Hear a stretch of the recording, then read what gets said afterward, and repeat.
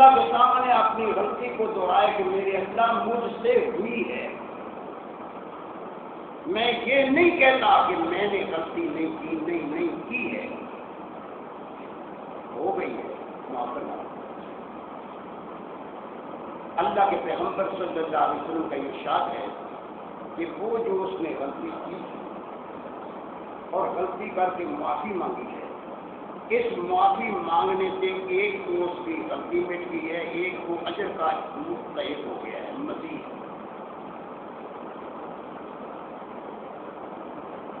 مثال سے بات تفہیم کرائی. فرمایا آپ یوں سمجھیں کہ خدا نہ کرے آپ یا کوئی شخص مقروض ہو گئے، اپنی ضرورت کے لیے، جائز ضرورت کے لیے وہ قرض دیتا ہے. اللہ سے دعائیں کرتا ہے کہ اللہ مجھے توفیق عطا فرما دیجیے میں قرض لوٹاؤں. لیکن ہر حال میں مجبور تو ہے، کسی مجبوری کے ساتھ اس نے قرض لیا ہے، ادھر ادھر تو نہیں اڑایا. پھر وہ قرض دینے والا اتنا سخی ہے کہ اس نے کبھی نہیں دہرایا کہ یار تم کیوں مانگ رہے ہو، کیا کرنا ہے، کوئی تنقید نہیں کی، اس نے دے دیا. پھر اس کو ضرورت پڑی ہے، پھر مانگا. پھر وہ اس طریقے سے مانگتے مقروض ہوتے پتہ نہیں کتنا مقروض ہو گیا ہے.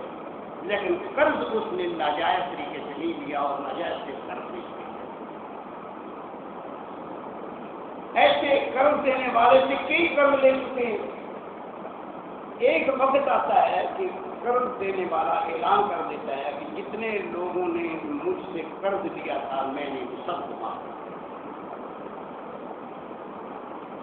فرمایا آپ یہ بتائیں کہ کس پر کتنا احسان ہوا، کتنا زیادہ مقروض تھا اور قرض معاف ہونے سے اتنا ہی بڑا اس پریشان ہو گیا. یہ مثال دے کر کے تفہیم کیا فرمایا؟ تفہیم یہ کرائی کہ انسان تو غلطی کرتا ہے، کرتا عمر گزرتے نکل گئی، بہت دور تک نکل گئی. اب تجھے خیال آیا، تیرے ذہن میں بات پیدا اوہ میرے سے بہت غلطیاں.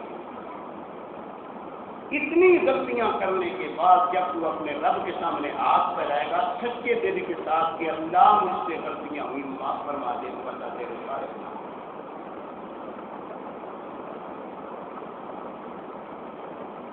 جب یہ گناہ معاف ہو جائیں گے جتنے تو نے کیے تھے یا تیرے سے ہو گئے تھے، تو یہ اللہ کا احسان ہے اور تجھ پر اللہ نے کتنا احسان کیا.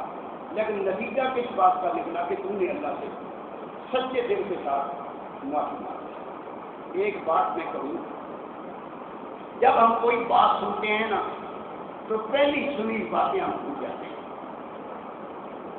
جب بھی کوئی بات سنیں تو پہلی باتیں جو سنی ہوئی ہوتی ہیں ان کو بھی ذہن نشین رکھنا چاہیے. پہلی سنی ہوئی بات یہ تھی، یہ بھی کتاب اللہ نے کہا ہے، اللہ کے رسول نے کہا ہے کہ اگر کسی انسان نے کسی انسان کا حق مارا ہے تو وہ میرا کام نہیں کہ میں معاف کروں. وہ جس کا حق مارا ہے یا وہ معاف کرے یا وہ اپنا حق لے لے. اس بات کو آپ ذہن نشین رکھیں. جب یہ کہا جائے کہ ساری غلطیاں معاف ہو جاتی ہیں تو یہ بات ذہن میں رکھیں کہ وہ غلطیاں جو اللہ رب کریم کے بارے میں ہوئی ہیں، ایسے تسامحات اور ایسی غلطیاں یقیناً اللہ معاف کروا دے گا. لیکن میں نے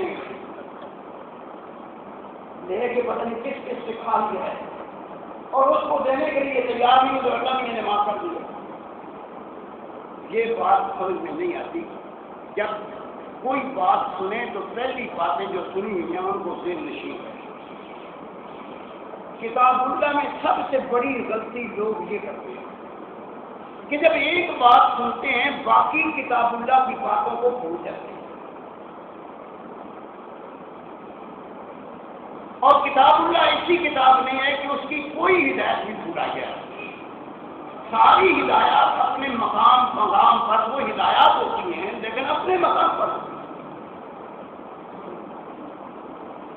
میں نہیں کہہ سکتا کہ میں بات تسلیم کرا سکتا ہوں یا نہیں، اللہ کرے کہ بات سمجھ میں آ جائے۔